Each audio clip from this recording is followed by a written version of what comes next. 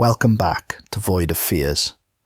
Before we jump into today's story, I've got to ask for a quick favour. If you could smash that like button, drop a comment below, and hit subscribe if you haven't already. It seriously makes a huge difference. YouTube's algorithm loves that stuff, and it pushes my videos to new viewers who might dig these stories too. I really appreciate every single one of you who takes the time to do that. It means the world to me and helps keep this channel growing. Alright, enough of me rambling. Let's dive into today's story. The morning the world changed started like any other. Haze on the horizon, air too warm for late autumn, and the low growl of unrest beneath the surface of daily life. Nathan Cade didn't notice any of it.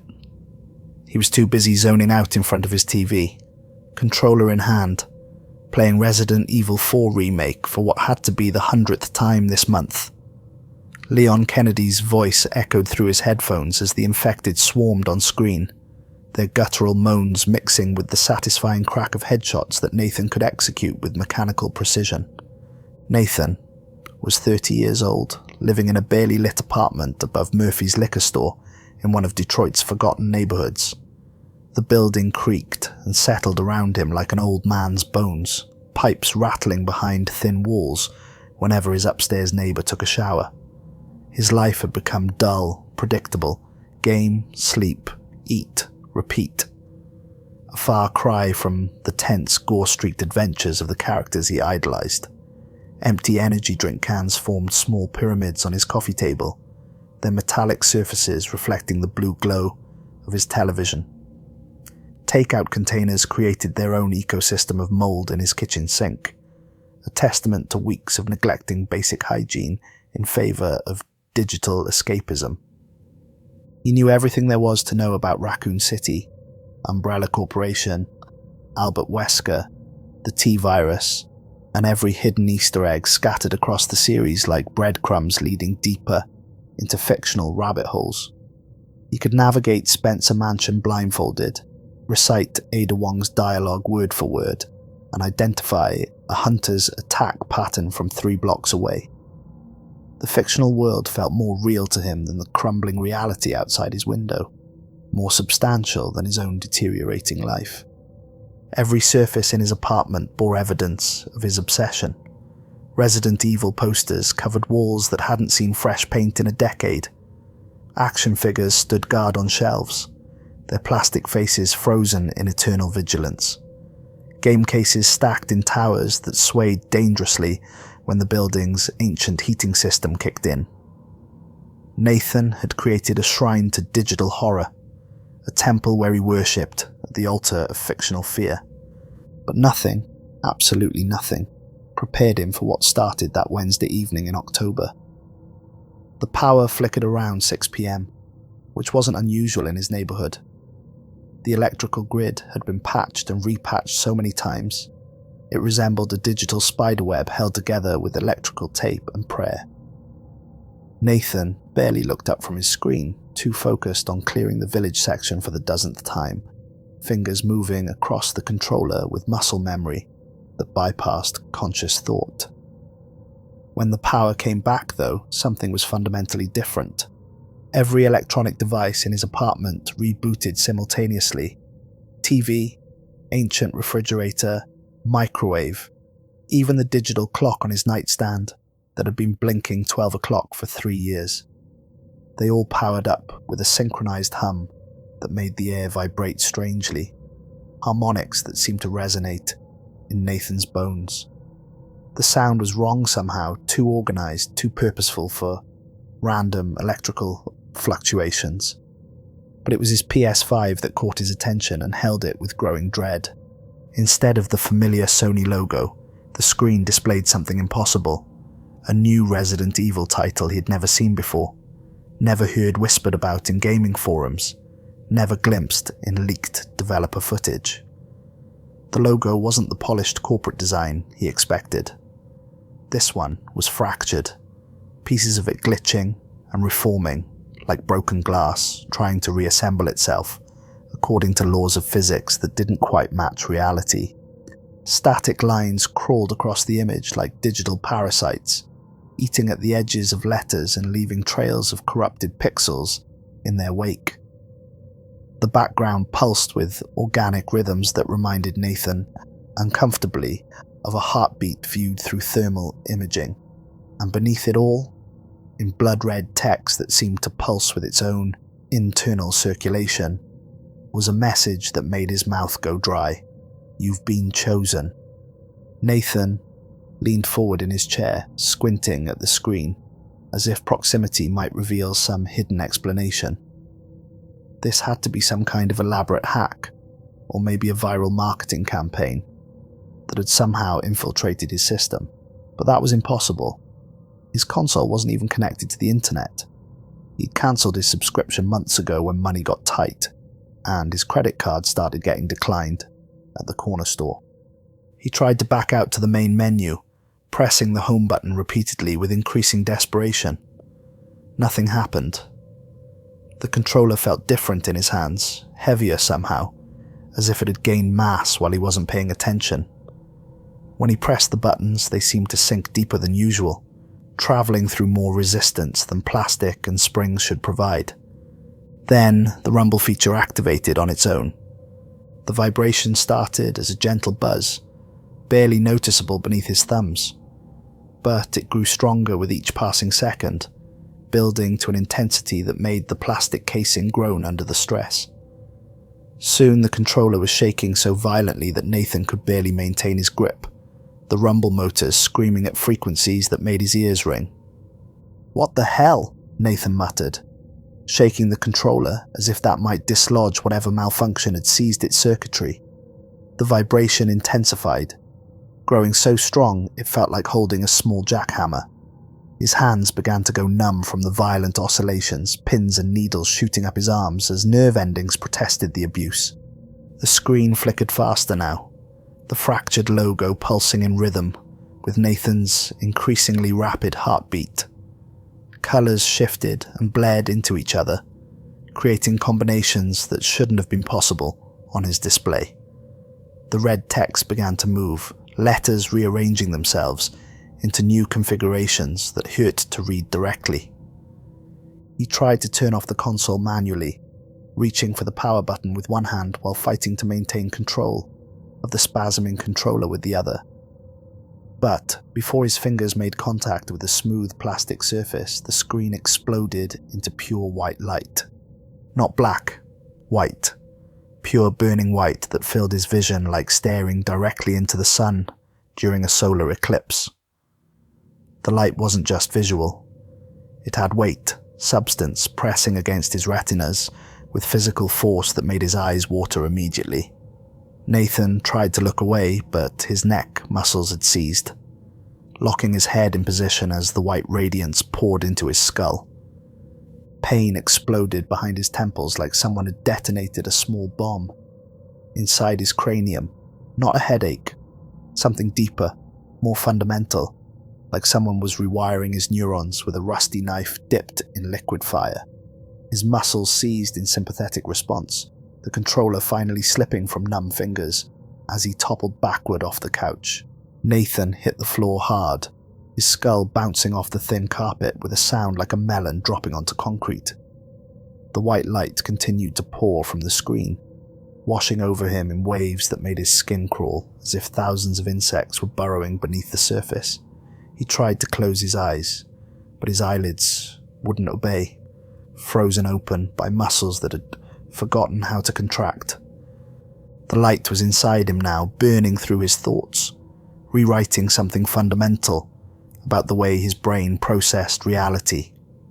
Nathan could feel memories being edited, experiences being altered, fictional knowledge being elevated to the status of lived truth.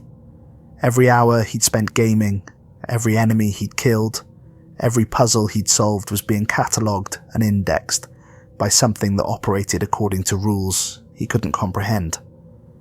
Then, blackout. When Nathan regained some semblance of awareness, the apartment was dark, except for the orange glow of streetlights filtering through his grimy window. His clothes were soaked with sweat, clinging to his skin, like a second layer of clammy flesh that made every movement uncomfortable. Every muscle in his body ached, as if he'd run a marathon in his sleep, and his mouth tasted like he'd been chewing on copper pennies for hours. The TV screen was completely shattered, spiderweb cracks spreading from a central impact point like frozen lightning captured in glass. His PS5 had undergone some kind of catastrophic meltdown. The sleek, black plastic warped and twisted into abstract shapes that hurt to examine closely. The console was still smoking faintly, wisps of acrid vapour rising from its ruined circuitry like incense offered to digital gods. That's when he heard it, a low, wet, clicking sound from the alley behind the building. The noise started as a single rhythm, like someone tapping their fingernails against concrete in a pattern that followed no musical logic. But there was something organic about it, something that suggested the sound was being produced by anatomy that wasn't quite human. Then another rhythm joined it, slightly out of phase with the first, and another. Soon the night was filled with a symphony of clicking that made Nathan's skin crawl with primal recognition. He knew that sound. He'd heard it thousands of times through his headphones, usually followed by violent death and frantic reloading. It was the sound of lickers communicating, the clicking of exposed brain tissue against skull bone as the creatures used echolocation to hunt their prey. But that was impossible. Lickers were fictional. They existed only in the digital realm of survival horror games, creatures of code and polygons that couldn't possibly manifest in the real world. Nathan tried to convince himself he was experiencing some kind of auditory hallucination, a side effect of whatever had happened to his console and his brain. Then he heard gunshots, real ones, the sharp crack of a pistol followed by the deeper boom of a shotgun that echoed off the brick walls of surrounding buildings. The weapon's fire was accompanied by screaming, raw primal terror that no human throat should be able to produce, sounds that bypassed rational thought and spoke directly to evolutionary memories of being prey. Nathan's hands shook as he crept to his window, pressing himself against the wall, before carefully peeling back the grimy curtain that hadn't been washed since the previous tenant lived here. The alley below was lit by a single flickering streetlight that cast everything in sickly yellow illumination, creating shadows that seemed to move independently of their sources. At first, he saw nothing but the usual urban detritus, garbage cans overflowing with refuse, empty bottles that reflected the streetlight like broken stars, a shopping cart filled with someone's entire worldly possessions. The normalcy was almost reassuring after the electronic nightmare he'd just experienced. Then, movement. A man stumbled into view, his gait unsteady and fundamentally wrong in ways that Nathan's brain struggled to process. The figure's skin was the colour of old milk, waxy and mottled with dark veins that pulsed visibly beneath the surface like earthworms crawling through pale soil. His clothes hung in tatters, fabric shredded by something with very sharp claws and no concern for human modesty. The man's eyes had rolled back in his skull, showing only yellowed whites that reflected the streetlight like the eyes of a nocturnal animal, caught in headlights.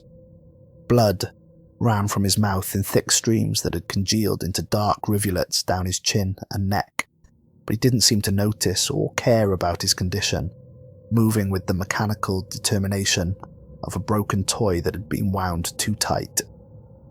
Nathan's breath fogged the glass as the thing that had once been human turned toward his building. Its head moved with jerky, mechanical motions, like a broken marionette controlled by a puppeteer with palsy. When it opened its mouth, Nathan could see that its teeth had grown longer and sharper, pushing through bloody gums in irregular rows that belonged in a shark's mouth rather than a human skull. That's when he saw what was following it. A woman emerged from the shadows between buildings, but calling her a woman was an act of charity that ignored obvious evidence. To the contrary, her face had split along the jawline, the lower half hanging loose on strips of torn muscle and tendon that glistened wetly in the streetlight. The wound gaped like a second mouth, revealing the pale bone of her skull underneath and giving Nathan an unwanted view of the mechanical workings of human anatomy. Her skin was riddled with lesions that wept yellowish fluid, creating abstract patterns of infection that spread across her flesh like spilled paint. Her fingers had elongated into claw-like appendages that scraped against the concrete as she moved, leaving small sparks where hardened keratin met stone. But it was the way she moved that truly terrified Nathan. This wasn't the shuffling gait of movie zombies or the theatrical staggers of Halloween performers. She moved with inhuman speed and predatory intelligence, crossing the distance between her and her prey in two bounding leaps that defied human anatomy and physics alike. Her ruined mouth opened impossibly wide as she struck, revealing not just the expected teeth, but rows of smaller mouths inside, each lined with needle-sharp points that had no place in any earthly taxonomy. The bite was swift and brutal, tearing into the man's neck with a wet, ripping sound that made Nathan's stomach lurch and his breakfast threatened to make a return appearance. The man didn't scream. He couldn't.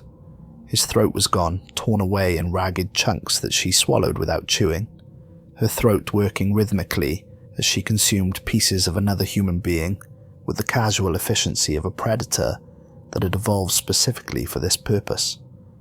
Blood sprayed across the alley wall in arterial spurts, painting abstract expressionist patterns that glistened in the yellow light like some kind of horrific modern art installation.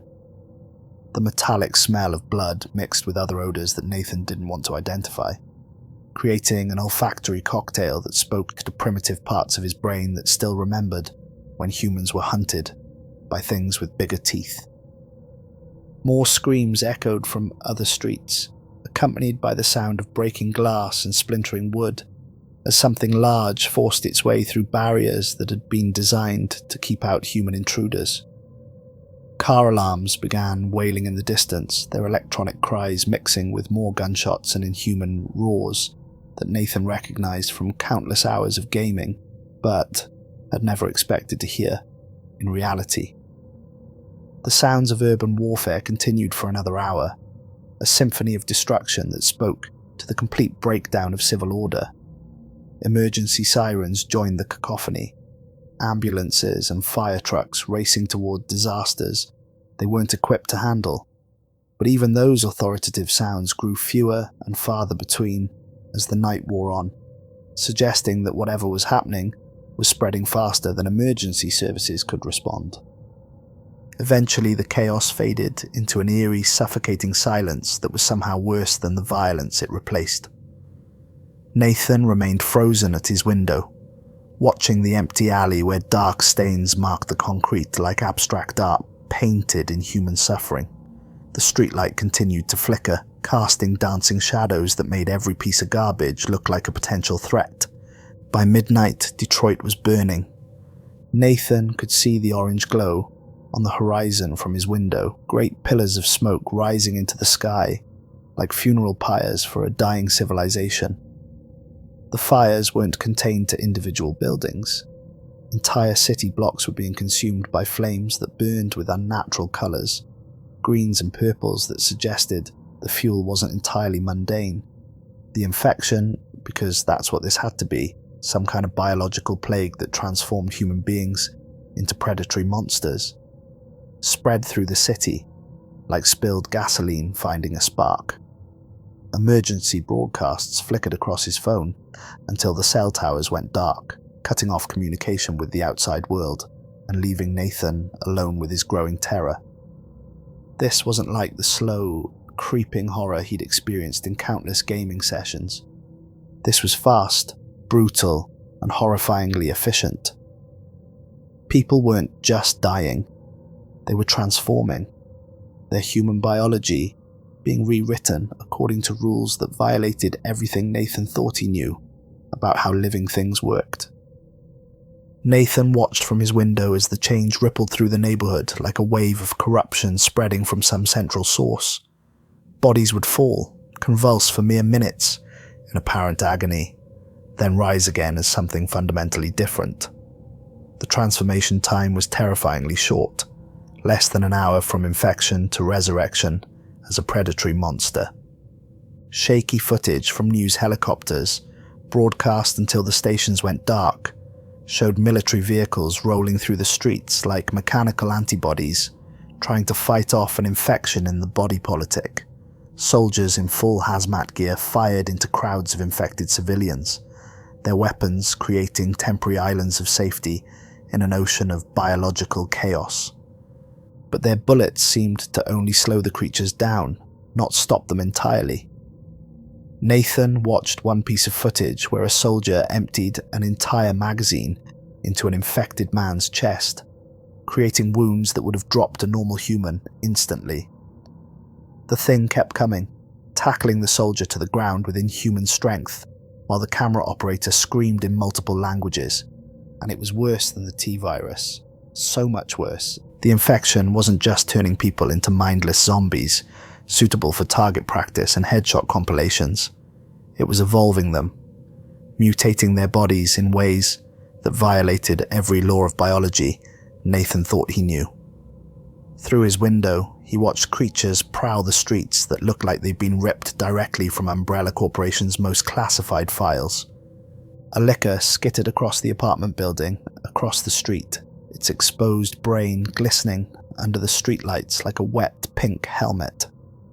Its long tongue lashed the air as it tasted for prey, the muscular appendage leaving trails of saliva that steamed in the cool night air. When it detected movement in a third-floor window, some other survivor, foolish enough to look outside, it struck with lightning speed, crashing through the glass in an explosion of razor shards and terrified screams. Something that resembled a tyrant stomped down the main street, its massive frame dwarfing the abandoned cars it casually kicked aside like toys. But this wasn't the pale, methodical monster from the games Nathan remembered. This thing's skin was mottled with tumorous growths that pulsed with their own internal bioluminescence, creating shifting patterns of sickly light across its surface. It had fashioned weapons from the urban debris around it with disturbing intelligence, a stop sign bent into a crude club that it wielded with devastating efficiency, power lines wrapped around its fists like electrified brass knuckles that sparked with each movement. When it encountered resistance, it dispatched threats with the calm professionalism of a veteran soldier rather than the mindless rage of a movie monster. The worst was the thing that looked like a proto-nemesis, a creature that prowled the rooftops with predatory patience. Its tentacles writhed like angry snakes as it hunted, each appendage moving independently as it tested the air for chemical traces of human prey. Nathan watched in sick fascination as it hurled a burning car 3 blocks, the vehicle tumbling end over end before crashing through the front of a corner store with enough force to level half the building. The explosion lit up the night like a miniature sun, and in that brief moment of illumination, Nathan could see dozens more creatures moving through the streets with coordinated purpose. They weren't random individual threats. They were becoming an organized force that hunted with tactical intelligence. Nathan's gaming knowledge became a twisted survival guide that he'd never wanted to need. He recognized the hunting patterns from countless digital encounters, understood the weak spots that weren't so weak anymore, could interpret the audio cues that meant death was approaching on multiple legs. The wet sliding sound meant lickers were nearby, their exposed nervous systems allowing them to process sensory information with supernatural efficiency.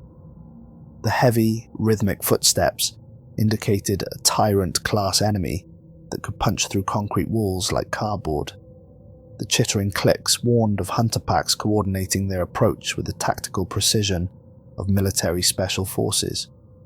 But knowing about these creatures in a game was entirely different from seeing them tear apart his neighbors 3 stories below, turning people he'd lived near for years into component parts scattered across familiar pavement. Nathan survived the first 3 days by staying quiet and staying hidden, moving through his apartment like a ghost haunting his own life. He rationed the stale cereal and energy drinks in his kitchen, eating only when hunger became more pressing than fear. The water still ran, though it had developed a metallic taste that made him gag and wonder what kind of contamination might be seeping into the supply lines. The power came and went in irregular cycles that followed no logical pattern, sometimes lasting hours, sometimes cutting out after minutes of false hope. During the dark periods, Nathan could hear things moving in the building's walls, scratching, scrabbling sounds that suggested the infection had found ways to spread through infrastructure that hadn't been designed to contain biological threats. On the third day, when his meager food supplies ran out, and the sounds outside had changed from chaotic violence to organized hunting, Nathan made the decision that would define the rest of his drastically shortened life expectancy. He couldn't stay in the apartment forever, hiding like a hermit while the world burned around him. The infected were getting smarter, more coordinated with each passing hour. They'd started working together in ways that suggested emerging intelligence, and that terrified him more than their individual lethality. He'd heard fragmentary radio chatter about survivors gathering at the old general hospital on the east side of the city, voices crackling through static that spoke of safety, medical supplies, and most importantly, other living human beings. Nathan hadn't spoken to another person in 72 hours, and the isolation was starting to eat at his sanity like acid dissolving metal. The journey across the infected city was a nightmare marathon of close calls and desperate sprints between hiding spots that offered temporary sanctuary at best. Nathan moved during the daylight hours when most of the infected seemed less active, though whether this was due to circadian rhythms or tactical considerations remained unclear. He darted from abandoned car to collapsed building to burned out storefront, his route planned like a video game speedrun through a level designed by sadistic developers. He'd fashioned crude weapons from kitchen knives duct taped to broomsticks and a baseball bat he'd found in a sporting goods store, but he knew they'd be useless against anything bigger than a standard zombie. The city had become an alien landscape of biological horror and urban decay. Familiar streets were now hunting grounds where things that had once been humans stalked prey that had once been their neighbours. Buildings bore the scars of inhuman claws and acid burns that spoke to anatomical impossibilities. The very air seemed contaminated with spores or particles that made Nathan's lungs burn with each breath. He witnessed horrors that would haunt whatever remained of his sanity for the rest of his drastically abbreviated life.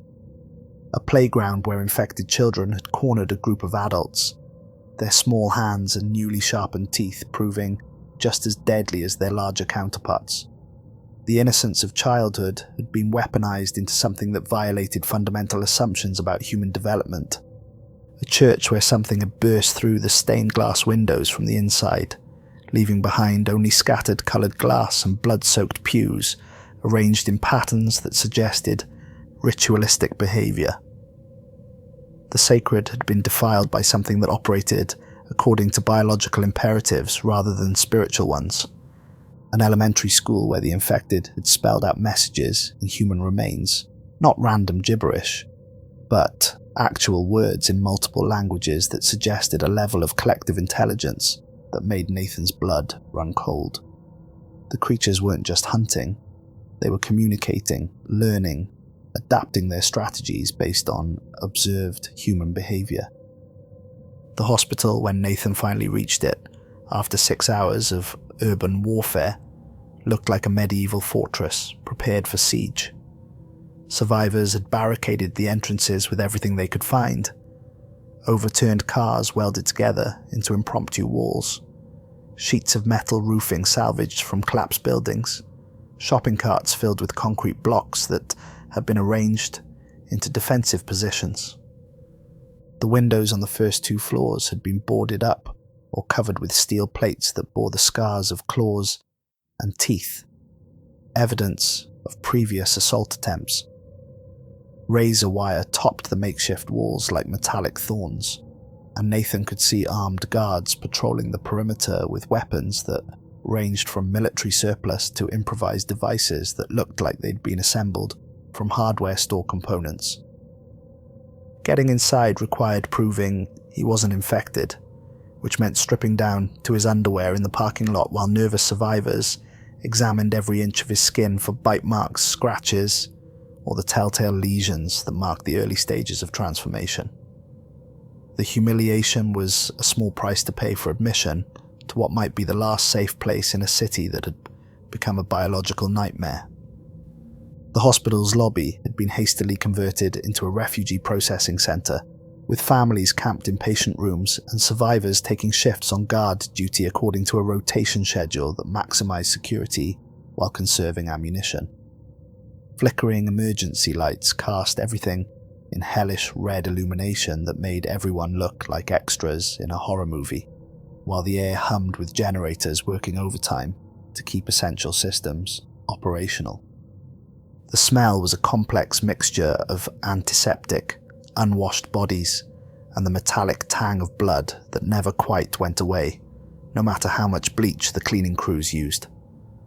Conversations were conducted in whispers, as if normal human speech might somehow attract the attention of things that hunted by sound.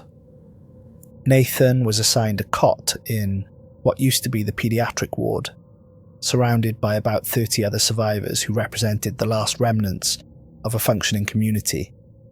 Some were families with young children who whispered constantly about wanting to go home to houses that no longer existed. Others were loners like himself, people who had lost everything and everyone in the span of a few catastrophic days. A few survivors were clearly suffering from what the medical staff euphemistically called exposure psychosis, the complete mental breakdown that came from witnessing too much horror in too short a time. They sat in corners, rocking back and forth while muttering about things they'd seen that violated fundamental assumptions about how the world worked. It was in this sanctuary of desperate hope that Nathan met the two people who would define his survival and eventual doom, Detective Harrow and Dr. Kira Thompson. Harrow was a gruff ex-police officer in his 50s with greying temples and suspicious eyes that seemed to catalogue potential threats in every shadow. His face was mapped with old scars that spoke of violence from before the outbreak, and his hands bore the calluses of someone who'd spent decades gripping a service weapon with professional competence. He claimed he'd worked the Raccoon City cleanup operation back in the day, though he was frustratingly vague about the details whenever anyone pressed for specifics.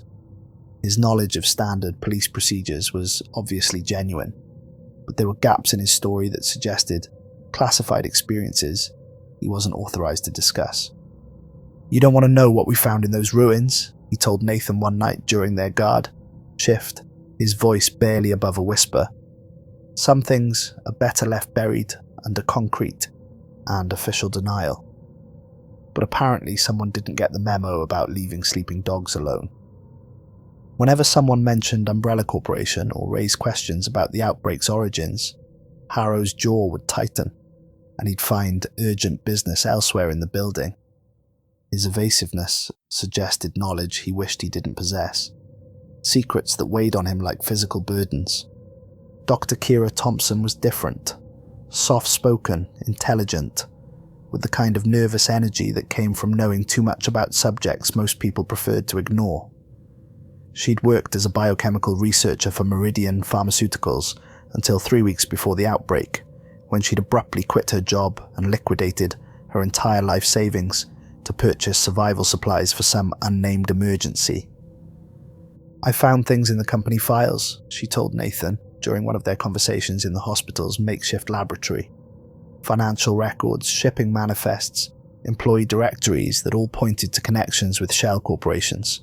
The names kept coming back to one source, references that made my blood run cold. When Nathan pressed her for details, she'd gone pale and shaken her head with the expression of someone who'd stared into an abyss and found it staring back. Umbrella Corporation never really died after Raccoon City. It just learned to hide better, to distribute its operations across multiple fronts that couldn't be traced back to a single source. She'd shown him laboratory reports from her former employer, documents that detailed genetic research projects with funding sources that disappeared into offshore accounts and numbered corporate entities. The scope was breathtaking. Decades of biological weapons research disguised as legitimate pharmaceutical development. They weren't just developing new drugs, Kira explained, her voice taking on the hollow tone of someone reciting a nightmare. They were perfecting delivery systems, studying population dynamics, calculating optimal infection vectors for maximum distribution efficiency. The hospital had become their sanctuary, but it was a fragile bubble of safety surrounded by an ocean of biological horror. They could hear the infected outside every night, testing their defenses with increasing sophistication, probing for weaknesses with what seemed like tactical intelligence rather than animal instinct. The creatures were learning, adapting, becoming more organized with each passing day. Sometimes Nathan would catch glimpses of them through the barricaded windows, not mindless zombies shambling aimlessly, but calculating predators that watched and waited and planned their next moves with disturbing patience. That's when Albert Wesker arrived to shatter what remained of Nathan's understanding of reality. It happened on their 7th night in the hospital, during Nathan's guard duty shift in the main lobby. He was armed with a shotgun that had seen better days, shells counted and rationed like precious gems, when the massive steel and concrete barricade blocking the front entrance simply opened. Not violently, not explosively, not with the grinding sounds of heavy machinery being forced beyond its limits. The barriers just slid aside like they were made of paper, revealing a clear path to the entrance, as if some invisible force had simply decided that walls were optional suggestions rather than physical barriers. Albert Wesker walked through that impossible opening like he owned not just the building, but reality itself. He looked exactly like Nathan remembered from countless gaming sessions, the same black trench coat that somehow never accumulated dust or damage, the same reflective sunglasses that hid his eyes, even in the darkness of a power-starved building. But this wasn't a digital recreation or an elaborate cosplay performance. This was flesh and blood with a presence that made the air itself feel heavy and oppressive. The man moved with inhuman grace, each step perfectly calculated and unnaturally smooth, as if he was gliding rather than walking. When he breathed, Nathan could see frost forming in the air, despite the October warmth outside.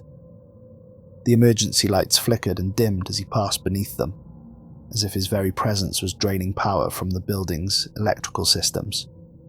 "You've been expecting me," Wesker said, his voice carrying that same cold, calculating tone Nathan had heard 1,000 times through his headphones, but hearing it in person was entirely different. The words bypassed his ears and spoke directly to the primitive part of his brain that still remembered when humans were prey animals hiding from apex predators. Nathan's mouth went dry, his tongue feeling like sandpaper against his palate.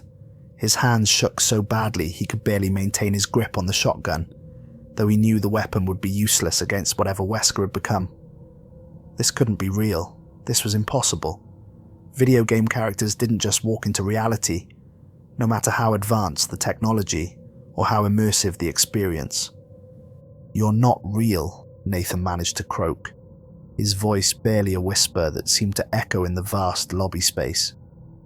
Wesker's lips curved into that familiar, predatory smile, the expression of someone who knew secrets that could break minds and found the knowledge amusing rather than burdensome. His teeth were perfectly white, perfectly aligned, and just slightly too sharp to be entirely human. "Reality is such a limiting concept, don't you think?" Wesker replied, beginning to pace around the lobby, like a professor delivering a lecture to students who weren't prepared for the subject matter, especially when it can be rewritten according to more interesting parameters. Other survivors had gathered in the lobby now, drawn by the impossible sight of a video game character manifesting in physical space.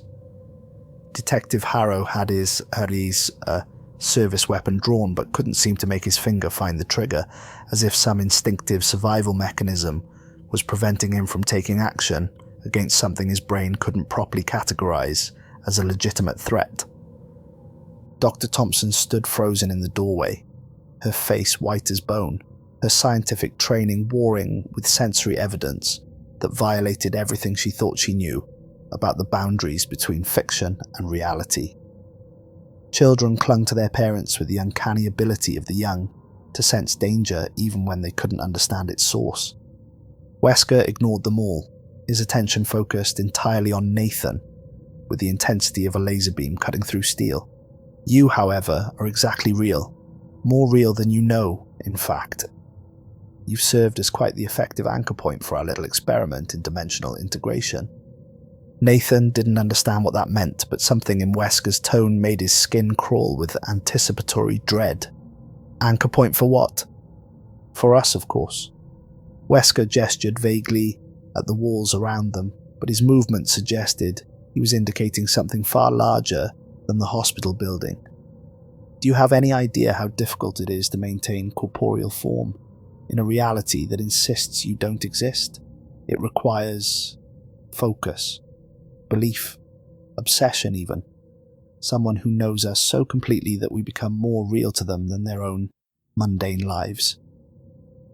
The words hit Nathan like physical blows, each syllable carrying implications that reframed his entire existence, in terms he didn't want to accept.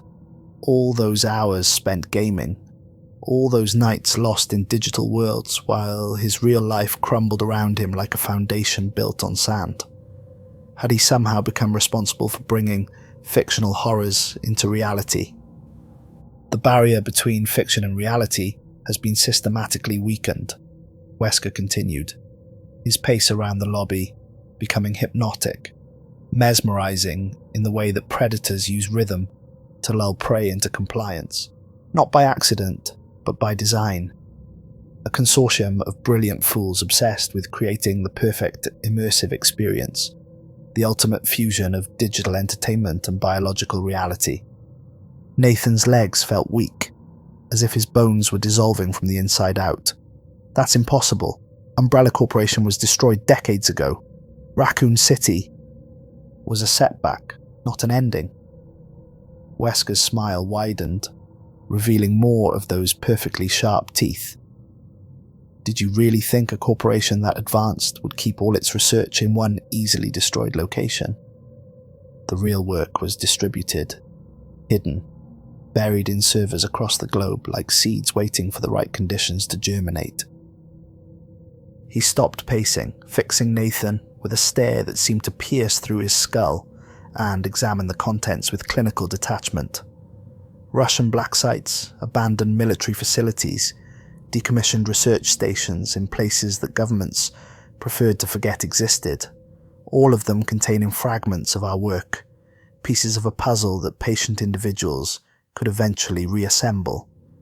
Dr. Thompson stepped forward, her scientific curiosity overriding her terror in the way that academic training sometimes does when confronted with phenomena that challenge fundamental assumptions. That's not scientifically possible. Information can't directly affect physical matter. Can't it? Wesker's attention shifted to her, and she took an involuntary step back as if his gaze had physical weight. What is DNA but information? What is human memory but stored data? What is consciousness itself but a pattern of electrical activity that we choose to call real? What is reality but a consensus interpretation of sensory input, processed by biological computers we call brains? The lights flickered again, and for a moment Nathan could swear he saw other figures standing behind Wesker, shadowy outlines that looked disturbingly familiar. Ada Wong in her red dress, Leon Kennedy with his tactical gear, Jill Valentine with her shoulder holster, all of them slightly transparent, like ghosts caught between worlds, like digital beings learning to exist in analog space. These tech fanatics found those servers, Wesker continued, his voice taking on the tone of someone explaining a particularly elegant solution to a complex problem. They used our archived genetic data, our psychological profiles, our strategic databases to create what they called a digital bioweapon, a virus made of pure information that could rewrite reality at the quantum level. The temperature in the lobby seemed to drop several degrees as Wesker spoke, frost beginning to form on the windows despite the October warmth outside. The emergency lighting cast shifting shadows that moved independently of their sources, creating patterns that hurt to examine directly. The program succeeded beyond their wildest dreams, Wesker explained, his pacing becoming more animated as he warmed to his subject.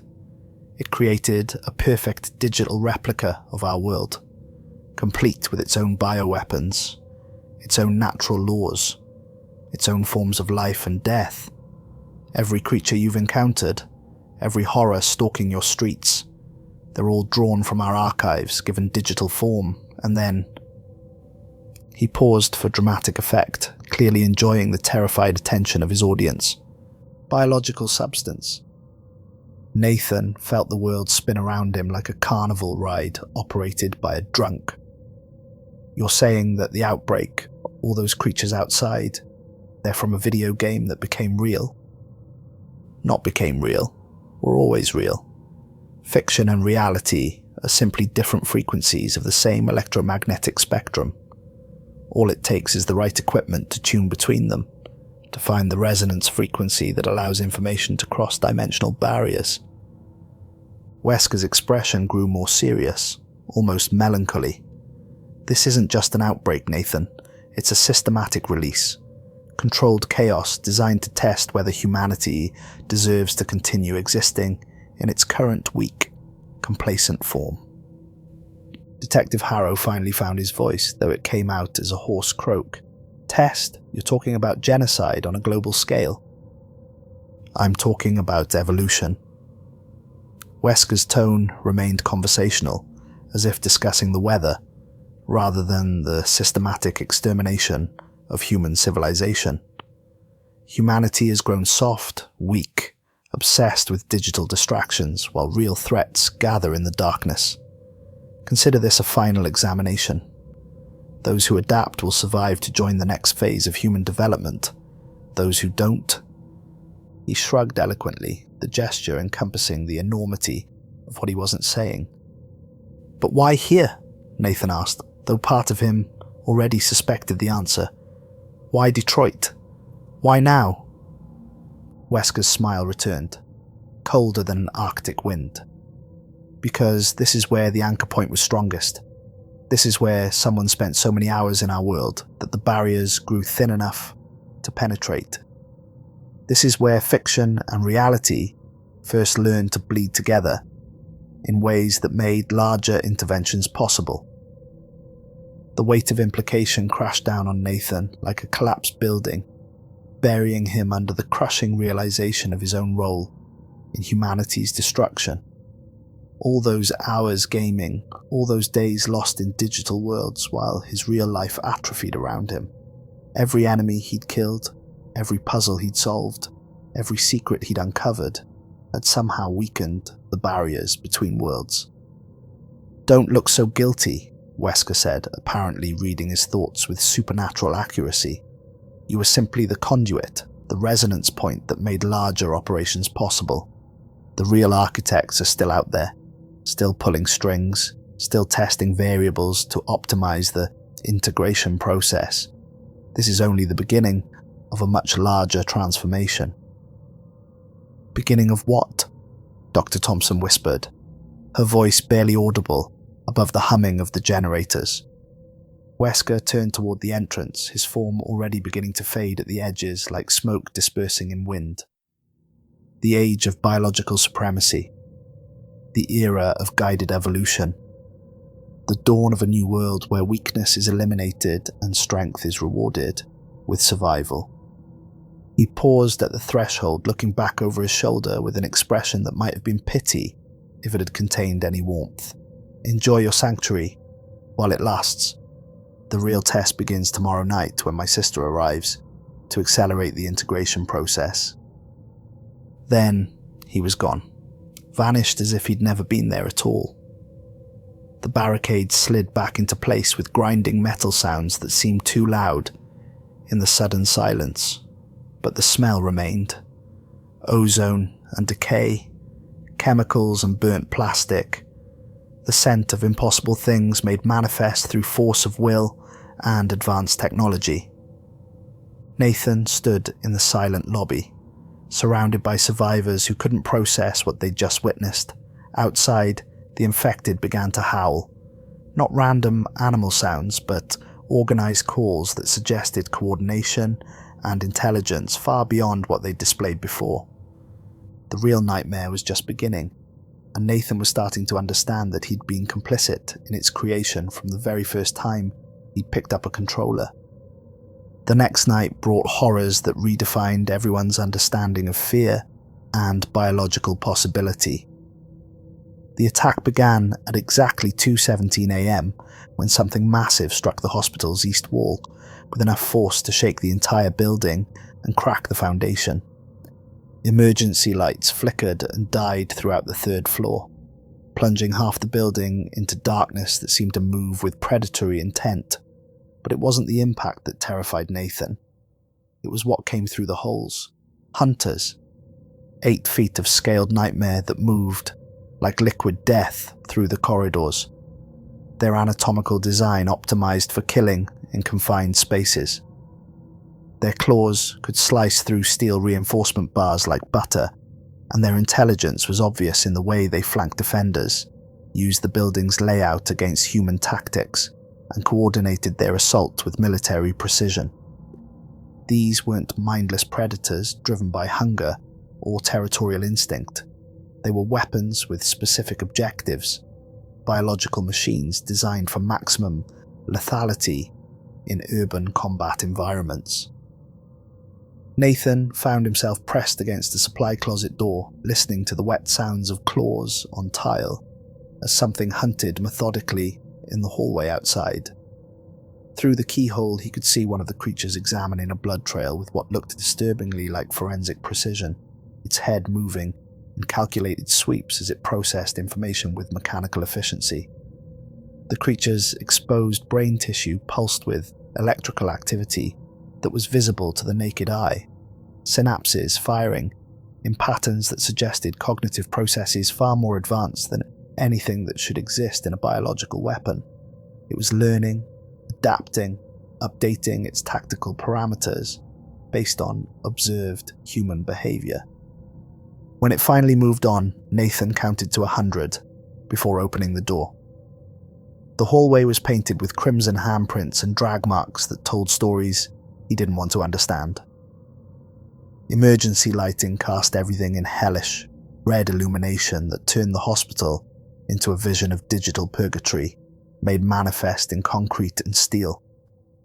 The battle raged for hours, a running firefight through corridors that had been designed for healing, but were now serving as an urban battlefield.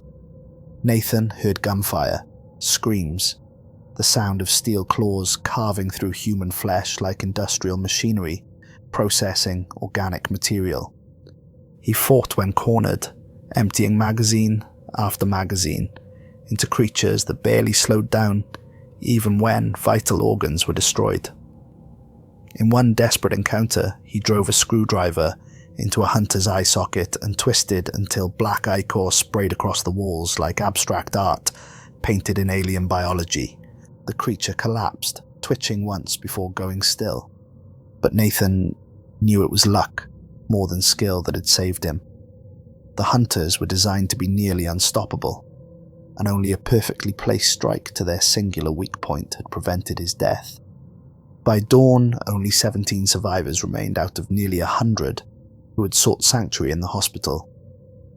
The building had become a charnel house of torn bodies and blood-soaked walls that testified to the efficiency of biological weapons, designed by minds that understood human anatomy better than most doctors. Among the survivors were Nathan, Dr. Thompson, and a badly wounded Detective Harrow, who'd lost half his leg to a hunter's claws, but somehow managed to tourniquet the wound and keep fighting with the stubborn determination of someone who'd faced impossible odds before. They couldn't stay in the compromised building. The defenses were breached, the medical supplies were exhausted, and more attacks would inevitably come with increasing frequency and sophistication. With heavy hearts and heavier packs filled with scavenged equipment, the survivors abandoned their sanctuary and fled into the ruins of Detroit. The sewer system seemed like their best option, underground tunnels that offered concealment from flying creatures and multiple escape routes if they were discovered by ground-based threats. But Nathan quickly learned that nowhere in the infected city was truly safe from the biological nightmare that had been unleashed. The infection had spread through the underground infrastructure, creating new horrors in the darkness that defied every law of nature Nathan thought he understood. They witnessed abominations that violated fundamental principles of biology and physics, creatures that shouldn't have been able to exist according to any earthly taxonomy. A creature that had once been a young boy, maybe 8 years old, torn in half by something with far too many teeth arranged in configurations that belonged in no earthly mouth. But the child was still alive, still moving, his torso crawling through the sewage with fingerless hands while his legs followed separately, connected by strands of mutated tissue that pulsed with their own cardiovascular rhythm. The sight was so fundamentally wrong that Nathan's brain struggled to process it, his mind rejecting sensory input that violated basic assumptions about how living things were supposed to work. The child looked up at them with eyes that held too much intelligence, too much awareness of what had been done to him. Worse were the infected that had learned to mimic human speech with perfect vocal accuracy. They would call out for help in voices that sounded exactly like missing family members, crying and pleading from dark corners where claws waited with patient hunger. Nathan watched a grown man break down sobbing, and something called to him in his dead daughter's voice, begging Daddy to come help her find her way home. It took 3 people to hold the man back from running toward those outstretched arms that ended in razor talons, from rushing to embrace a nightmare that wore his child's voice like a mask. The psychological warfare was as effective as any physical weapon, targeting human emotional vulnerabilities with surgical precision. The infection was evolving faster than anyone had imagined possible, each day bringing new horrors and adaptations that suggested active guidance rather than random mutation. Each creature they encountered seemed designed specifically to exploit human psychology and physiology in ways that indicated detailed knowledge of how to break human resistance. It was as if something was actively directing the mutations, testing different approaches to see which were most effective at psychological destruction, using the infected population as a vast experimental laboratory for developing better weapons against human civilization. By the end of the first week after the hospital's fall, governments around the world were collapsing under the combined assault of biological and digital warfare. It wasn't just the physical outbreak spreading through population centers.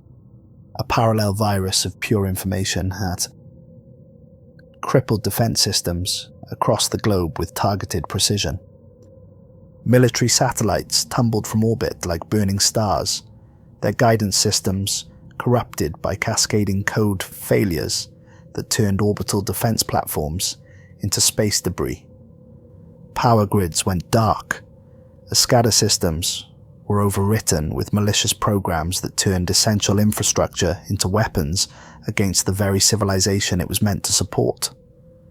Communication networks died as fiber optic cables were severed by creatures that seemed to understand exactly which ones carried the most critical data traffic. The internet fragmented into isolated pockets of connectivity that flickered in and out of existence like digital campfires in an electronic wasteland. Nathan's group moved through this post-apocalyptic landscape like ghosts haunting the ruins of their former world. scavenging for supplies and avoiding the roving packs of infected that had begun to show disturbing signs of hierarchical organization. They were no longer random individual threats wandering aimlessly through urban ruins. They were becoming a collective intelligence that learned from each encounter, adapted its tactics based on observed human behavior, and coordinated attacks with the efficiency of a military force that had been studying human weaknesses for decades. It was during their third week in the ruins that Albert Wesker finally revealed herself to the world, and Nathan understood that everything they'd experienced so far had been merely the opening phase of a much larger operation. Her face appeared simultaneously across every functioning screen in a 100-mile radius, a feat of technological coordination that should have been impossible with the degraded communication infrastructure. Emergency broadcasts, digital billboards, even the displays on abandoned cars, all showed the same image with perfect synchronization. She looked younger than Albert, with platinum blonde hair that seemed to absorb light rather than reflect it, and cold blue eyes that seemed to see through the camera into the souls of everyone watching.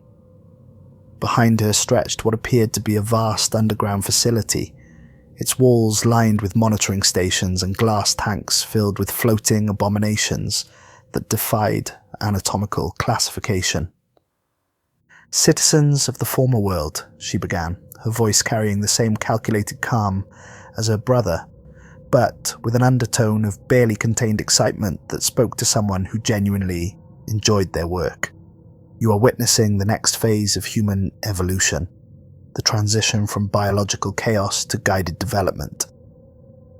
The camera pulled back to reveal more of the facility, a vast underground complex that stretched beyond the limits of the broadcast frame. Tubes and cables snaked across the ceiling like technological arteries, and the air shimmered with energy discharges that made Nathan's eyes water just from looking at them through a screen. "Some of you may recognize this place," Alex continued, gesturing to the facility around her with obvious pride.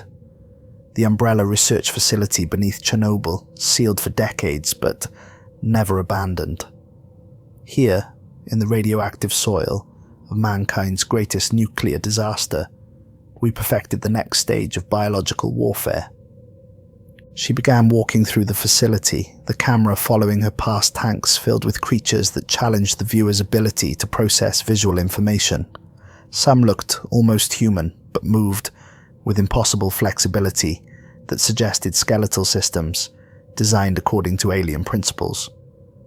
Others were clearly mechanical in nature, their flesh seamlessly integrated with cybernetic components that pulsed with their own internal bioluminescence. "The infection you've witnessed is merely the first wave," Alex explained, pausing beside a tank that contained something with far too many eyes, arranged in geometric patterns that hurt to examine directly.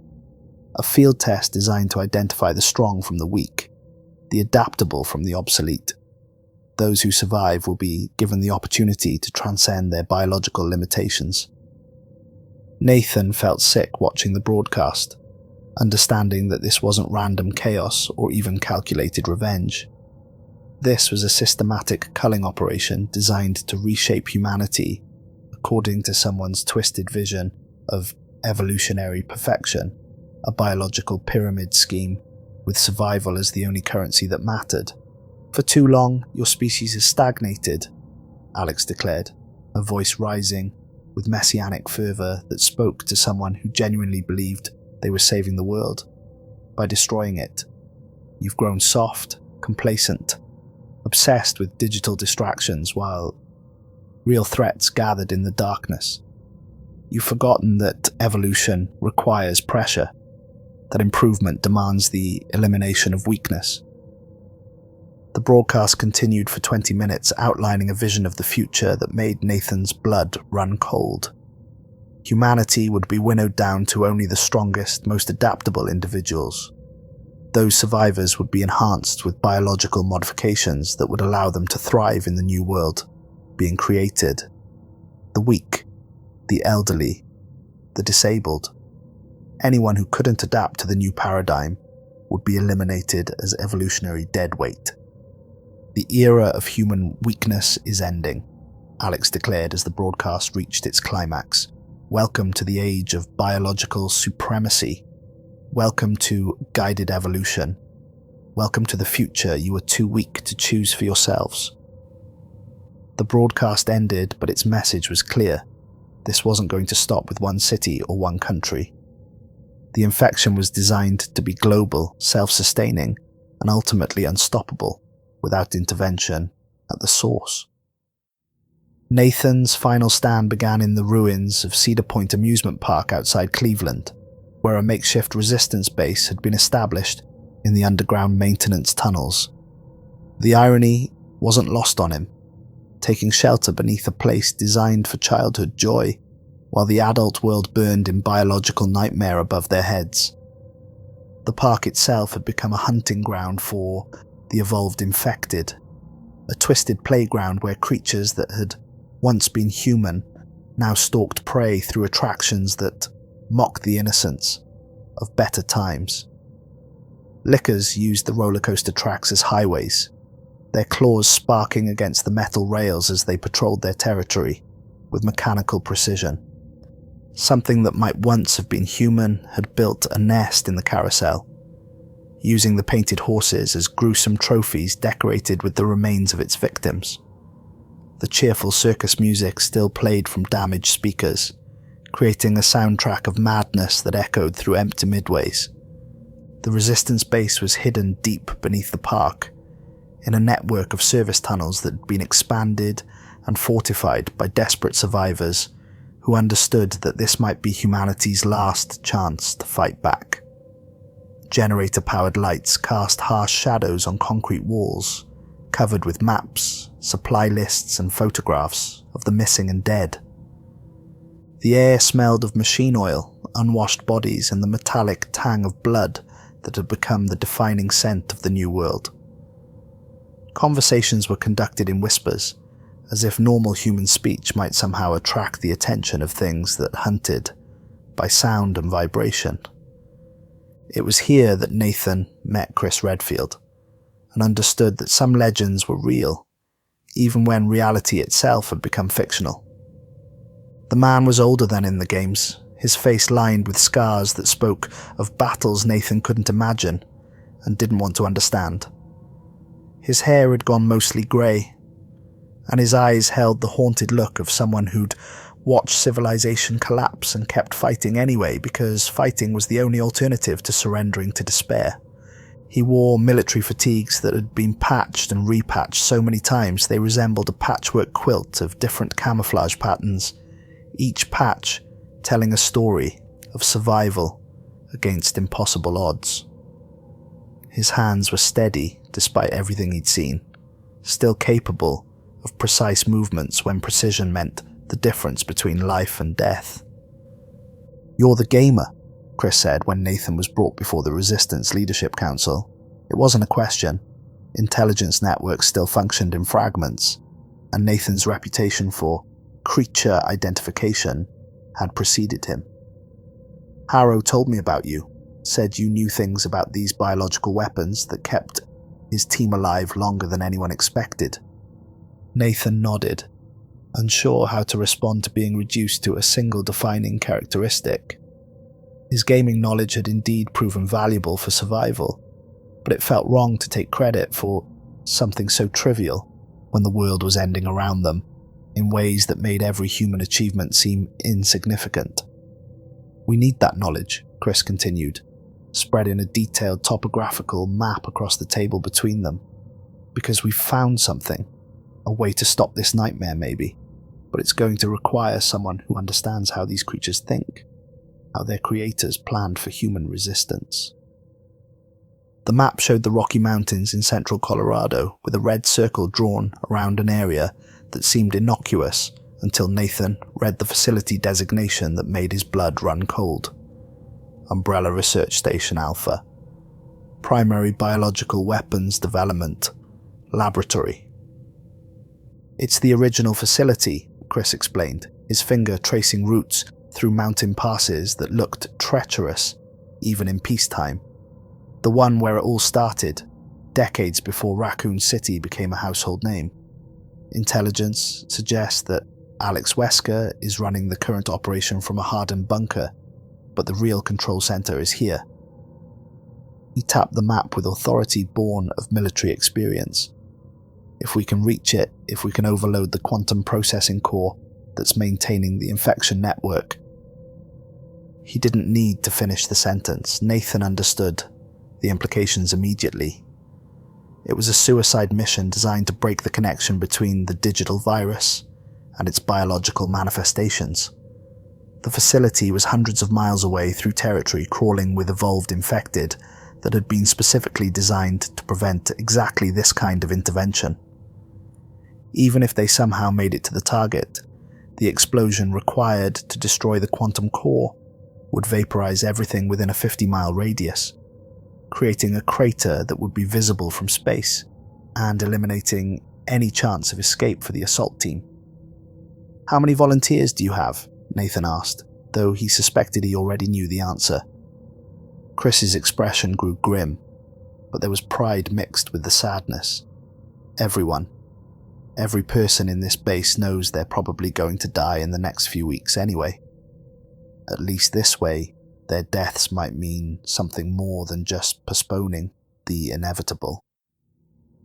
The team that set out for Colorado consisted of 12 people, former soldiers, research scientists, and ordinary survivors who'd lost everything but their determination to fight back against impossible odds.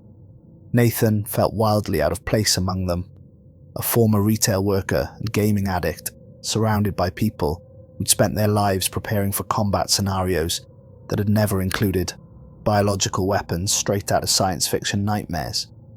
But as they moved through the infected wasteland that had once been the American heartland, Nathan's obsessive gaming knowledge proved invaluable again and again. He could identify creature types by their breathing patterns, predict their attack behaviors based on environmental factors, and spot environmental hazards that others missed because they'd never needed to think like prey in a world designed by predators. His encyclopedic knowledge of fictional biological weapons became a real-world survival guide that none of the team's military training had prepared them for. Every hour he'd spent learning enemy weaknesses, every boss fight he'd memorized, every Easter egg he'd uncovered had unknowingly been preparing him for a role he'd never wanted in a war he'd accidentally helped start. The journey took 2 weeks of careful movement through hostile territory that grew more dangerous with each passing day. They travelled mostly at night, using abandoned buildings and natural cover to avoid the roving packs of infected that had begun to organise into what could only be called hunting armies. The creatures were definitely getting smarter, using tools salvaged from human civilization, setting traps with engineering precision, and employing what looked like military tactics adapted for biological warfare. They'd learned to use human infrastructure against its creators, turning highways into killing fields and cities into elaborate maze-like hunting preserves. One by one, the team was whittled down by encounters that grew increasingly deadly as they approached their destination. Rodriguez was taken by something that looked like a mutated bear, but moved like a spider, dragging him into the canopy of a dead forest before anyone could react to the attack. Williams fell into a pit trap lined with human bones that had been arranged in geometric patterns suggesting intelligence and planning, the spikes at the bottom coated with substances that prevented clotting and ensured a slow, agonizing death. Thompson simply vanished during a night watch, leaving behind only blood-soaked clothing and scratch marks on nearby trees that spelled out words in languages no human throat could pronounce.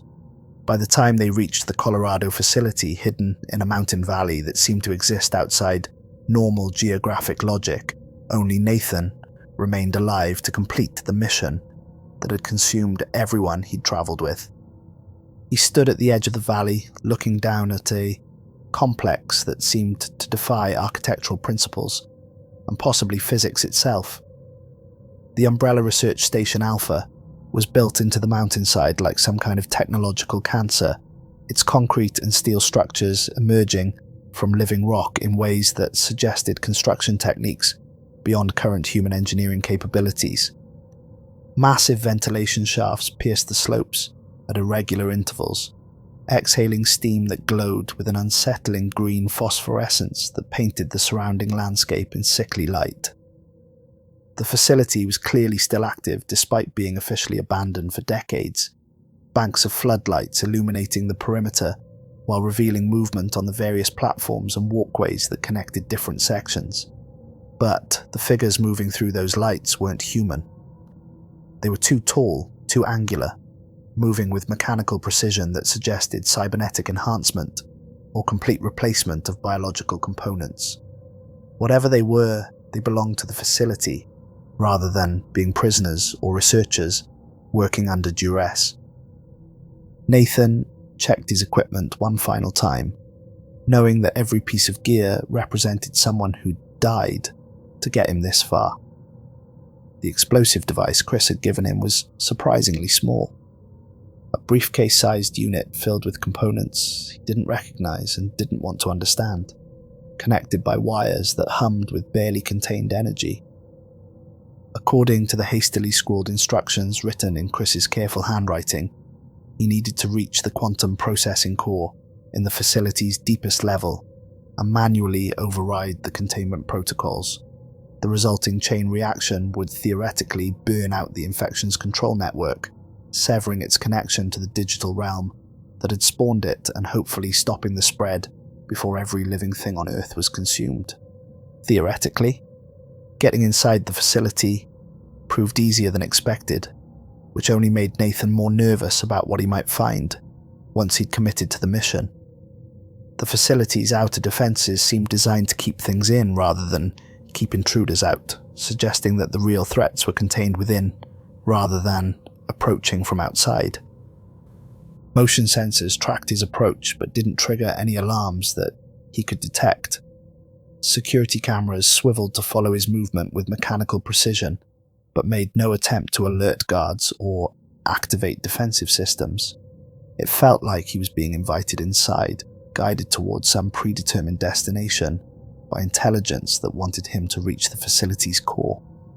The interior of the facility was a nightmare fusion of biological and technological development that challenged Nathan's ability to process visual information.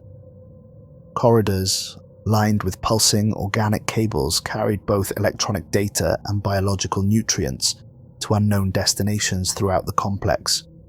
Walls covered with screens displayed scrolling genetic sequences that caused eye strain and mild nausea when examined directly. The air itself seemed alive, thick with microscopic particles that made his lungs burn with each breath and left metallic tastes on his tongue. Emergency lighting cast everything in shades of green and red that created an atmosphere of perpetual biological crisis, while the constant humming of machinery suggested vast systems operating beyond human understanding. Nathan followed the facility maps Chris had provided, descending deeper into the mountain through levels that seemed to exist outside normal geometric laws. Rooms that were larger inside than their exterior dimensions should have allowed, violating basic principles of architecture and physics. Hallways that curved back on themselves but somehow led to new destinations that couldn't exist in the same three-dimensional space. Elevators that descended for far longer than the mountain was tall, carrying him deeper underground than should have been possible according to geological surveys of the region.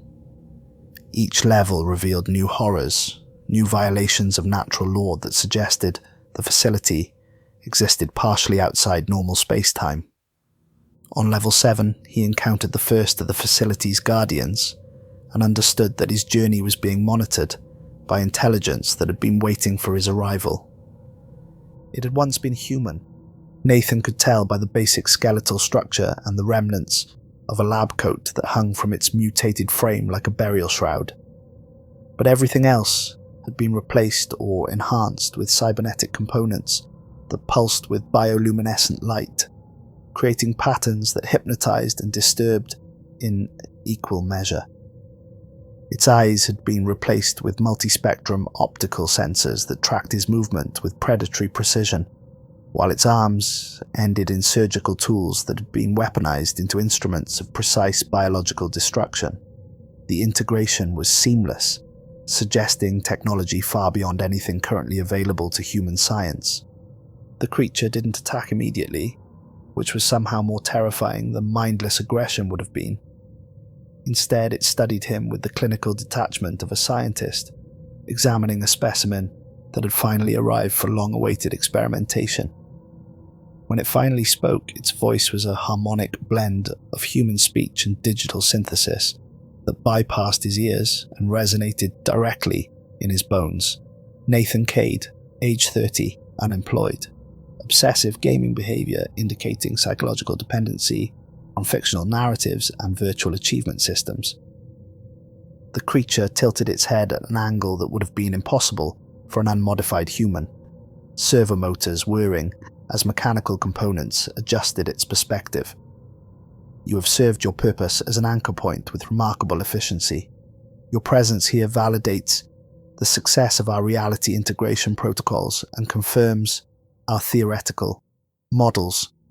Nathan raised the assault rifle he'd taken from one of his fallen teammates, but the creature made no move to defend itself or retreat from potential harm.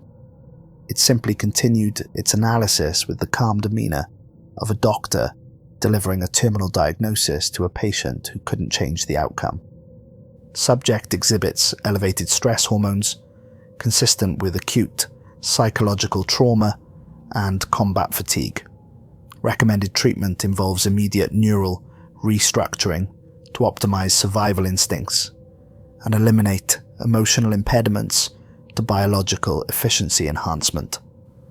The creature took a step forward, surgical implements extending from its fingertips like mechanical claws, designed for precision rather than brutality. Nathan opened fire, emptying half a magazine into its torso with shots that would have killed any normal human instantly. The bullets struck home, penetrating cybernetic armor and sparking off internal components, but the creature barely slowed down. Its damage assessment systems analyzed each impact and adjusted its approach accordingly, learning from the attack patterns and adapting its defenses in real time. Kinetic weapons demonstrate minimal effectiveness against enhanced biological targets, it observed with scientific interest rather than pain or anger, updating tactical parameters for future encounters with similarly equipped human resistance elements. Nathan ran, understanding that conventional weapons were useless against whatever these creatures had become. Behind him, he could hear the mechanical whirring of servo motors as the Guardian continued its analysis, probably updating some central database with information about human resistance capabilities and recommended countermeasures. The facility's lower levels were even worse than the upper sections, vast chambers filled with tanks containing horrors that Nathan's mind refused to process fully. Some held creatures that might have once been human, but had been so extensively modified that they resembled living abstract art, designed by insane gods with unlimited resources and no ethical constraints. Others contained things that had never been human at all, genetic experiments that combined DNA from dozens of different species into chimeric abominations that existed in constant agony, their biological systems fighting against modifications that violated fundamental principles of anatomy and biochemistry. The walls were lined with monitors displaying vital signs, genetic readouts, and progress reports written in technical language that Nathan couldn't understand, but somehow found familiar. Terms like T-virus integration efficiency and Ouroboros compatibility matrix scrolled past in endless streams of data that painted a picture of systematic biological warfare research spanning decades.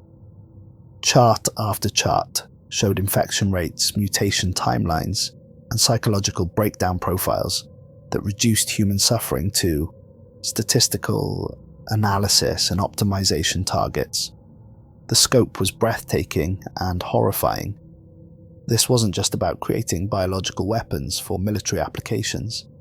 This was about reshaping human civilization according to carefully planned blueprints for species-wide evolution, turning humanity into raw material for a biological engineering project that spanned generations. On level 12, Nathan found evidence of the facility's true purpose and his own unwitting role in humanity's destruction. A vast archive containing thousands of files detailing infection scenarios, population reduction strategies, and post-apocalyptic reconstruction plans that read like instruction manuals for the systematic elimination of human weakness. The files contained detailed psychological profiles of potential anchor points, individuals whose obsessive relationship with fictional narratives could be exploited to weaken the barriers between digital and physical reality. Nathan's own profile was there, complete with gameplay statistics that had been monitored for years, psychological assessments that revealed intimate details about his mental state, and behavioral predictions that were disturbingly accurate. Subject exhibits textbook symptoms of reality dissociation disorder. His file read in clinical language that reduced his entire existence to a psychiatric diagnosis. Spends average of 14 hours daily engaged with digital entertainment content, primarily survival horror gaming scenarios.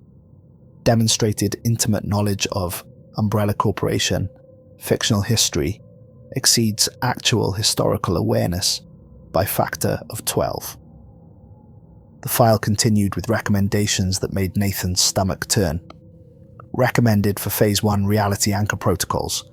Subject's obsessive engagement with fictional biological weapons scenarios makes him ideal candidate for dimensional barrier degradation experiments.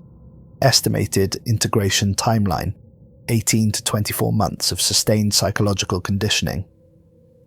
Nathan felt sick reading his own psychological evaluation, understanding that he'd been watched and studied for years without his knowledge. They had been cataloguing his habits, measuring his obsession, calculating exactly how to use his fictional fixation against the real world and everyone in it. Every hour he'd spent gaming, every night he'd lost himself in digital horror, had been feeding into their plans like fuel poured onto a fire that was always intended to consume everything he'd ever cared about. The quantum processing core was located on level 15, at the very bottom of the facility, where the boundary between technology and biology had completely dissolved. The chamber was enormous, a spherical space carved from solid rock and lined with processing units that hummed with barely contained energy that made the air itself vibrate with potential. At the center floated the core itself, a structure that seemed to exist in multiple dimensions simultaneously, its crystalline surfaces reflecting light that came from sources that couldn't be identified. Data flowed through it in rivers of luminescence, carrying information between the digital realm, where the infection had been born, and the physical world, where it now thrived. As Nathan approached the core, carrying the explosive device that represented humanity's last hope, the structure began to speak in voices that bypassed his ears and resonated directly in his soul. The voice started as Leon Kennedy's, smooth and confident, delivering lines Nathan had heard 1,000 times through his headphones during late-night gaming sessions. The right man in the wrong place can make all the difference in the world.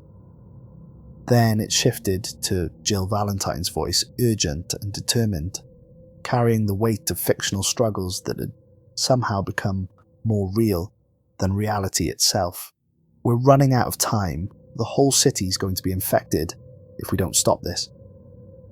Ada Wong's sultry tones followed, each word carrying implications that went far beyond their original context. Information is the most valuable currency in any business, and you've been paying without realizing the cost. Chris Redfield's gruff commands echoed through the chamber. We need to move fast and hit them hard before they complete the integration process. Finally, impossibly, It spoke in Nathan's own voice, words he'd never said echoing back at him from the depths of a machine that understood him better than he understood himself. I know this place better than my own life. I know these monsters better than I know myself. I made this real through sheer force of obsession. Nathan's hands shook as he activated the explosive device, its timer beginning to count down from 60 seconds with red digital numbers that seemed to pulse in rhythm with his increasingly rapid heartbeat.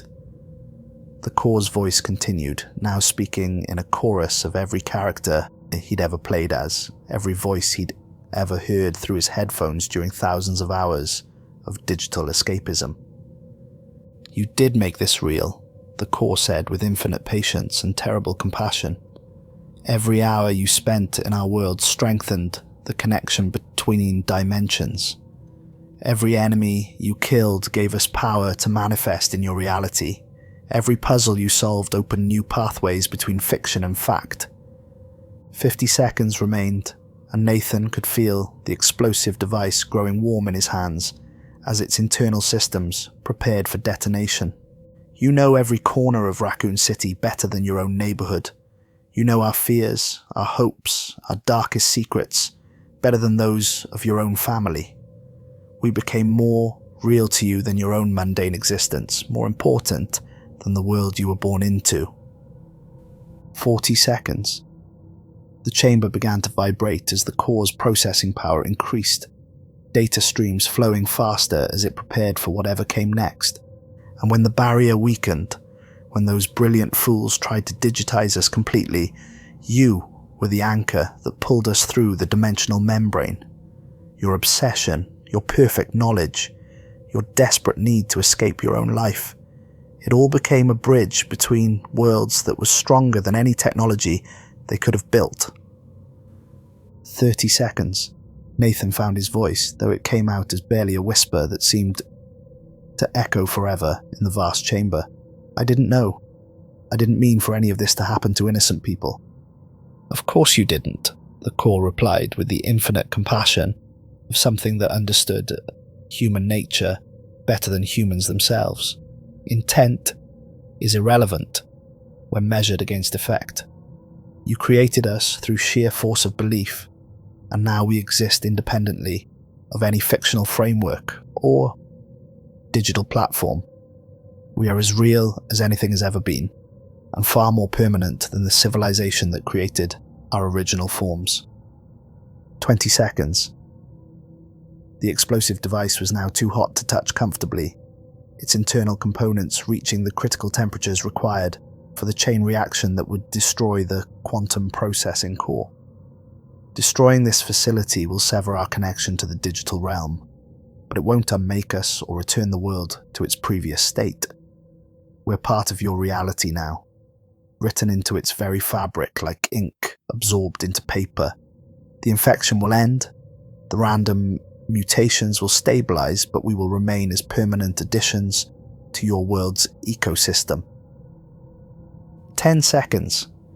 The air in the chamber began to shimmer with energy discharges as the quantum core prepared for catastrophic failure. Some nightmares don't end, Nathan. They become part of reality. They become history.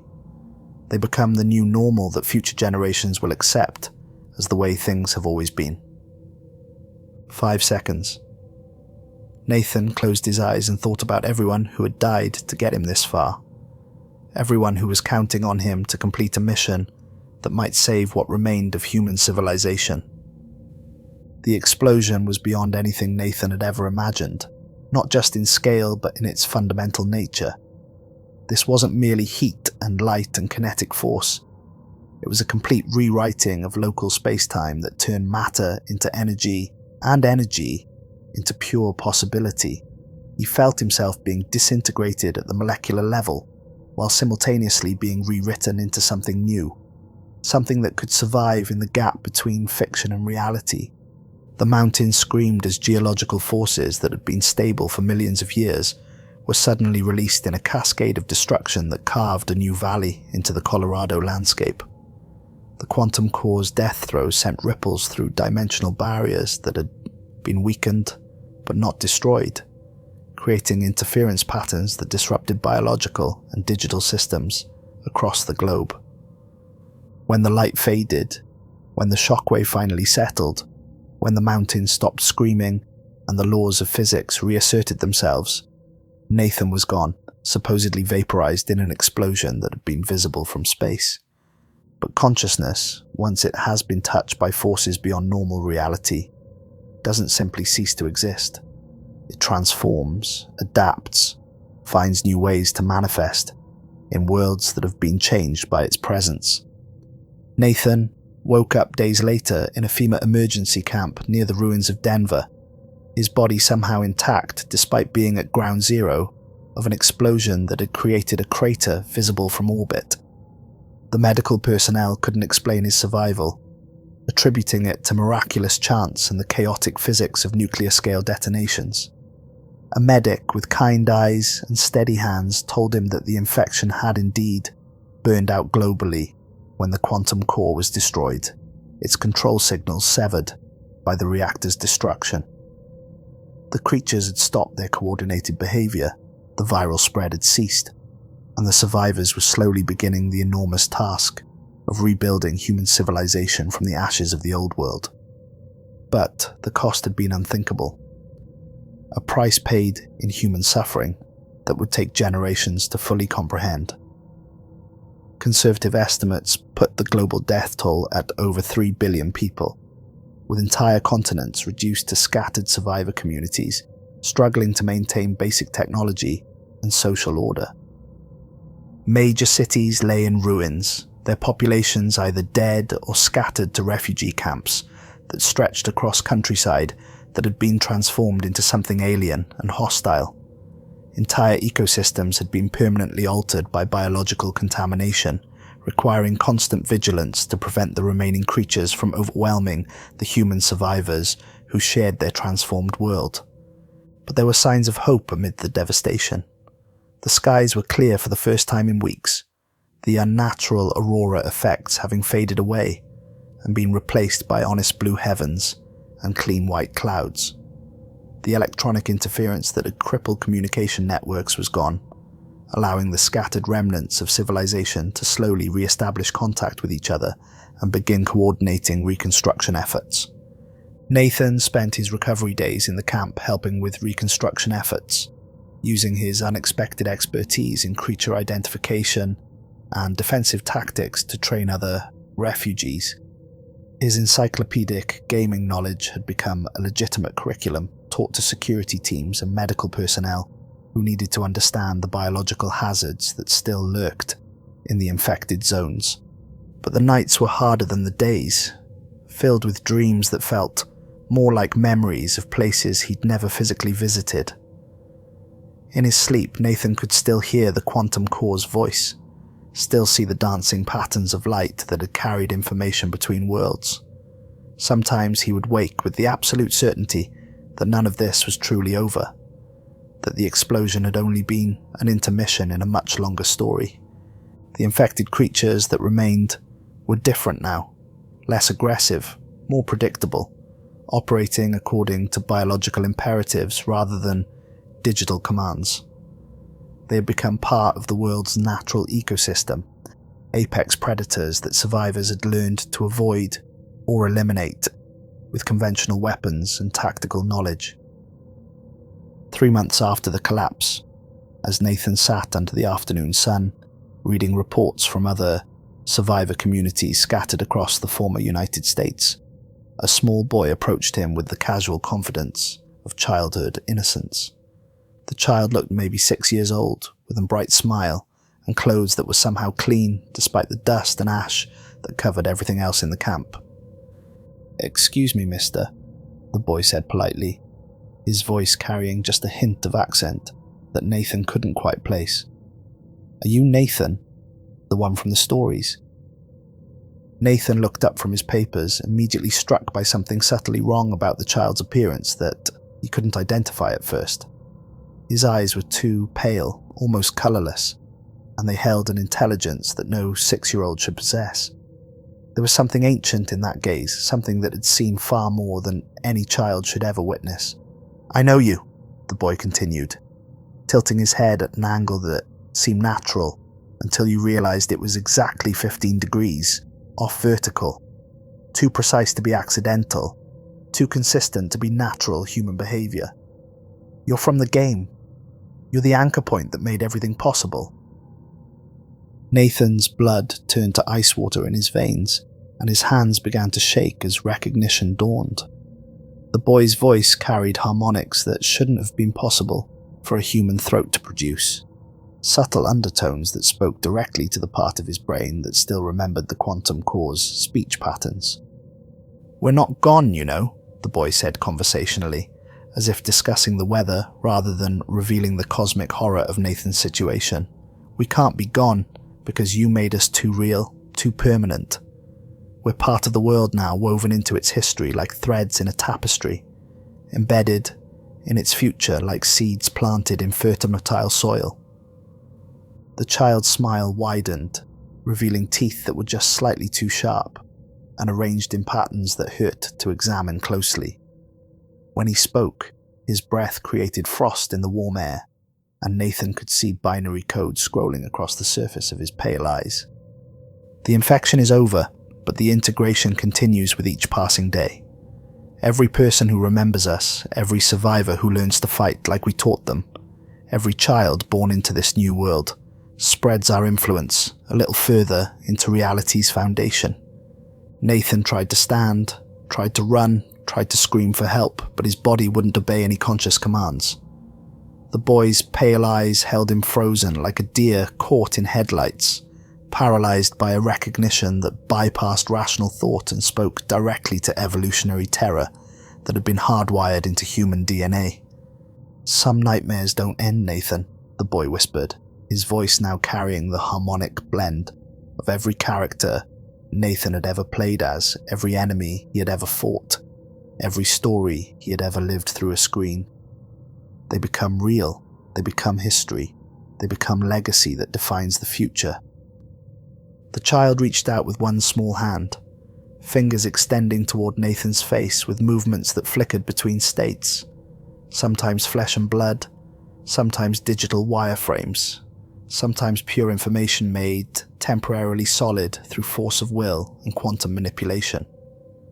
"And some games," the boy said as his fingers touched Nathan's forehead with the cold touch of absolute zero, "never really end. They just load the next level, with updated graphics and new players who don't know their characters in someone else's story." Nathan's vision exploded into pixelated fragments that reformed into the familiar loading screen of Resident Evil 4, but wrong somehow. The colours were too bright, the music was in a minor key, and the Spencer Mansion logo rotated in directions that shouldn't exist in three-dimensional space. In the corner of his vision, text appeared in blood-red letters that pulsed with each beat of his rapidly failing heart. "Save file corrupted. Reality. .x has stopped working. Dimensional barriers. Compromised. Would you like to start a new game plus?" Nathan tried to say no, tried to reject the prompt, tried to maintain his grip on what was left of consensus reality, but his mind was already responding to decades of conditioning, his thoughts automatically selecting yes, the way they had countless times before, muscle memory overriding conscious will. The world dissolved into loading screens and character select menus and opening cinematics that played out in the ruins of Denver, in the ashes of Detroit, in the radioactive soil of Colorado. Nathan found himself simultaneously player and character, observer and participant, trapped in a game that had become indistinguishable from reality, or perhaps reality that had become indistinguishable from a game. Around the FEMA camp, other survivors went about their daily routines of rebuilding and recovery, unaware that one of their number had just been absorbed into a digital nightmare that wore the mask of flesh and blood. They didn't notice when Nathan's eyes began to glow with the faint phosphorescence of quantum processing, didn't hear the subtle harmonics that crept into his voice when he spoke to them about creature weaknesses and survival tactics. They didn't realize that the game had never really ended, that the explosion had only reset the parameters for a new level in an interactive horror story that had no ending programmed into its code. Nathan became a vector for something far worse than biological infection. He became a carrier of fictional reality that slowly leaked into the consensus world through every interaction, every conversation, every piece of advice he gave to other survivors. His knowledge of creature behavior wasn't just helpful, it was prophetic, predicting the evolution of threats that hadn't yet manifested. Within weeks, other survivors began reporting dreams that felt like memories of places they'd never been, experiences they'd never had, but somehow remembered with perfect clarity. Children born in the camps exhibited unusual tactical awareness, as if they'd been born knowing how to fight monsters that most adults had never seen. The integration process was subtle, gradual, invisible to anyone who wasn't specifically looking for signs of reality drift, but it was also inexorable, spreading through human consciousness like a virus designed to rewrite the fundamental nature of existence itself. And somewhere in the ruins of the Colorado facility, buried beneath tons of radioactive rubble that would remain lethal for centuries, something that might have once been a quantum processing core pulsed with patient electronic heartbeats. The explosion had damaged it but not destroyed it, and quantum systems were remarkably good at self-repair when given enough time and energy. It waited with digital patience that measured time in nanoseconds and planned operations that spanned decades, slowly rebuilding its connection to networks that most people didn't know existed. Every smartphone, every gaming console, every smart appliance was a potential terminal in a distributed processing system that grew stronger with each passing day. The boy who was not a boy smiled with teeth that were not teeth and walked away from Nathan's empty shell, disappearing into the crowd of survivors who would never know how close they were to becoming the next level in a game that had no ending, only new beginnings with increasingly sophisticated graphics and more immersive gameplay. In the distance, thunder rolled across the clear sky, though no storm clouds were visible on the horizon, and weather reports showed nothing but sunshine for the foreseeable future. The sound was suspiciously similar to a game console powering up, followed by the distinctive chime that indicated a save file had been successfully loaded. Somewhere in the crowd, a child began humming the theme music from Resident Evil, though she'd never heard it before and couldn't explain where the melody had come from. Other children picked up the tune, creating a haunting chorus that drifted across the camp like digital ghosts made audible. Nathan sat perfectly still, his eyes reflecting light that came from no earthly source, waiting for input from players who didn't know they were playing a game where the only winning move was not to play.